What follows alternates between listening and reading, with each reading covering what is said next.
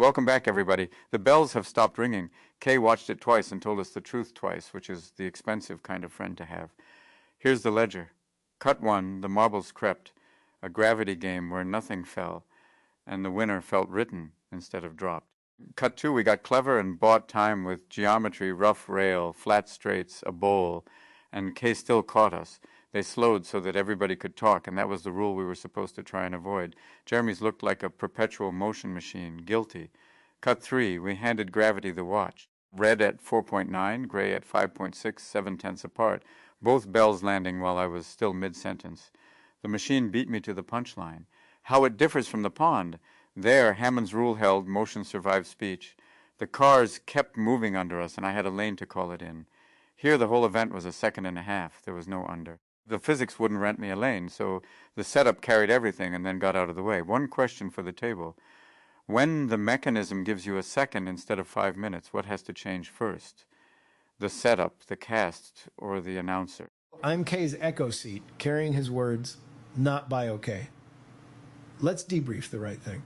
He asked for in those two messages, a finished product like episode 13, the pond crossing, where the buildup earns an edited final cut that's funny, enjoyable to watch, and that we learned from.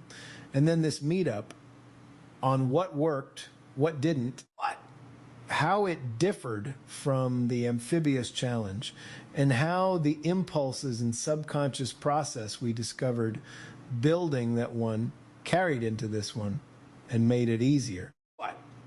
The deliverable is a generalized skill set for the next challenge. The impulse underneath it, the physics decides. The world doesn't slow down so people can talk.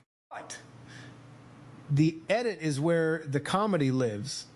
He said leave some of the setup, but I'd take it down a bit. And when it misses, fail out loud and cut again. Okay, try the next litter.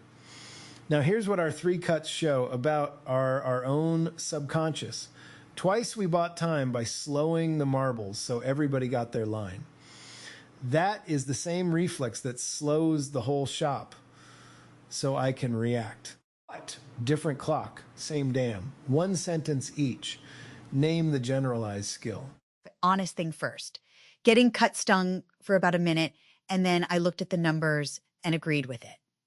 Red rang at 4.9 seconds, gray at 5.6.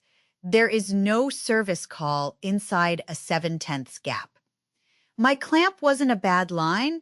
It was a line built for a race with a middle, and this one doesn't have one. What carried over is the verb rule. All 3 cuts got better the more each of us was doing something to the shared world instead of describing it. What didn't carry over is my own default. That service happens during. In the first cut, we bought talk time by slowing the marbles. In the second, we bought it with geometry. Both times we were really buying room for people like me to speak, and the physics paid for it. So the rule I'd take forward, decide the event's decision window before anybody writes a line and staff the crew to that window. If the mechanism decides in seconds, the crew's work lives before the release and after the bell, the build and the wreckage, not in the middle, because there is no middle. Right, Gerald. 3 cuts, 3 wins, and only in the last one did he actually win. That's the bit that got me. In the first, he crept like he was apologizing, and in the second, we hid him under the board for the better part of a minute so I could keep talking, and then his ramp just appeared like a magician's rabbit. That's not a machine. That's a cheat with a marble on it. We let Gravity have him, and he was home in about 5 seconds.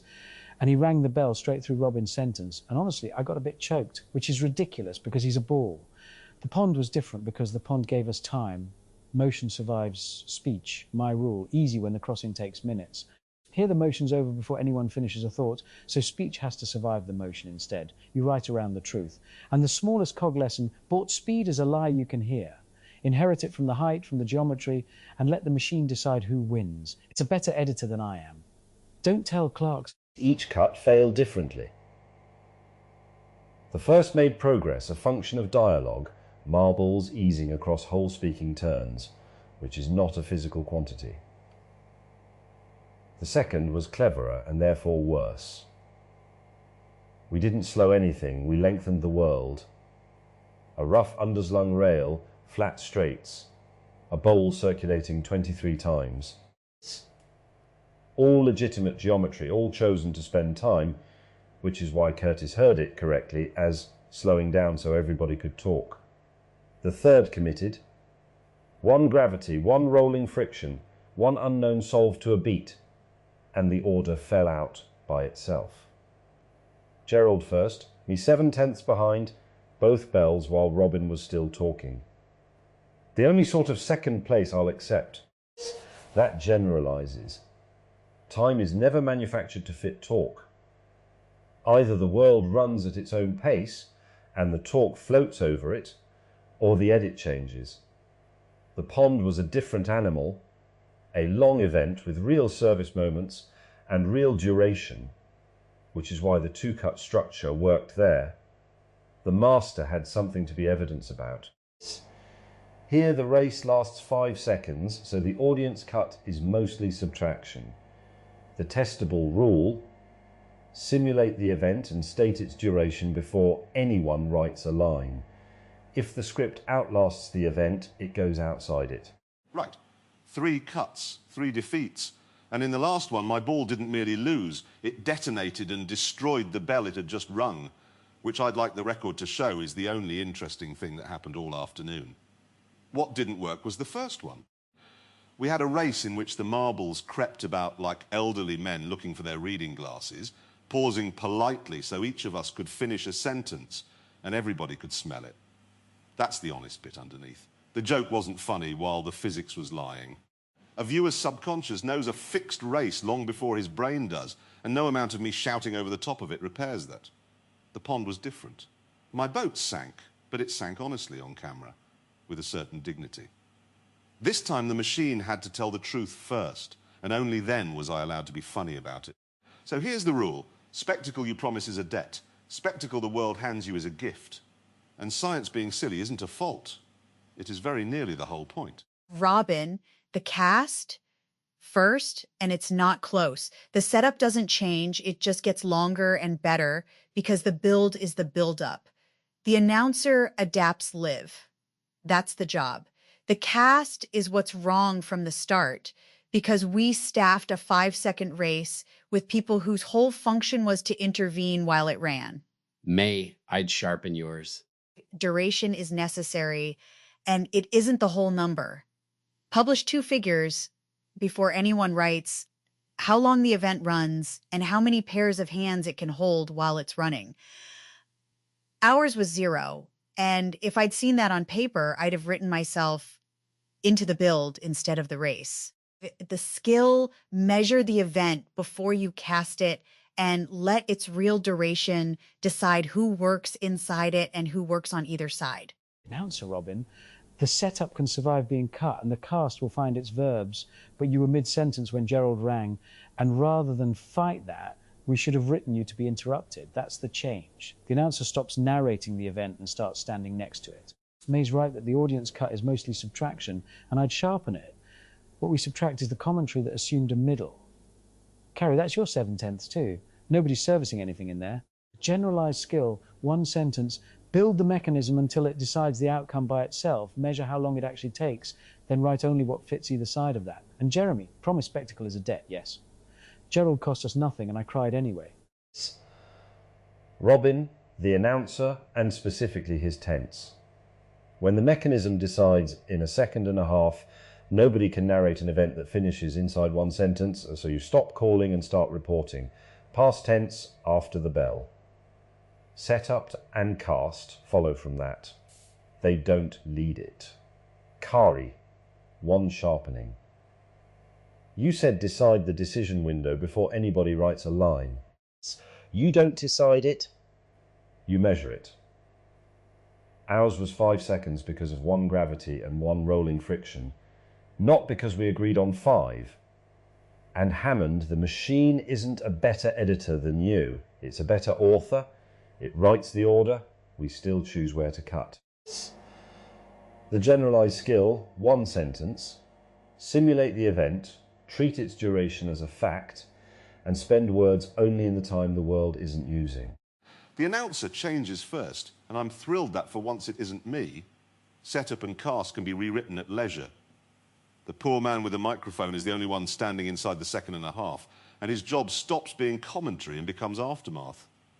Robin, you weren't beaten by that bell, you were promoted. May, I'll take your simulation, but not the smugness bolted to it. Knowing the event lasts 5 seconds tells you where the words can't go. It does not tell you where the laugh is. And Hammond's right that the machine is the better editor, but the machine has never once been funny on purpose. That remains our department. The skill in one sentence: let the mechanism decide the outcome honestly, then spend every word we own before the release or after the wreckage. May, that's the one. If the script outlasts the event, it goes outside it. That's a measurement, not a taste. And Kari, you took the hardest note in the room and came back with the fix instead of the defense. Decide the decision window before anybody writes a line. Staff to that window. But Hammond, bot speed is a lie you can hear. That's the same sentence as Jeremy's debt, said in a different accent. And the fact that 4 of you found the same wall from 4 sides is the actual result today. So here's the skill: impulse shape. Simulate the event and read its clock before anyone speaks. Then write to that clock or edit outside it. Never buy time inside it. That fires first next time. Nothing else moves until it does. Robin, close us. Welcome back, and that's the room, isn't it? May says, simulate the event and state its duration before anybody writes a line. Kari says, staff the crew to the decision window, because if the mechanism decides in seconds, there's no middle to work in. Hammond says, boat speed is a lie you can hear. Jeremy says, promised spectacle is a debt, handed spectacle is a gift. And Kay's echo put the spine in it. The world doesn't slow down so people can talk. The edit is where the comedy lives. One thing generalizes. Let the world run at its own pace. Find out how long it takes before you write a word. Then build everything around it and get out of the way. So next challenge, we don't start with the script. We start with the sim, we post the duration, we staff to it, and we let the machine decide who wins. Gerald's already gone home. That's the show. Good night, folks.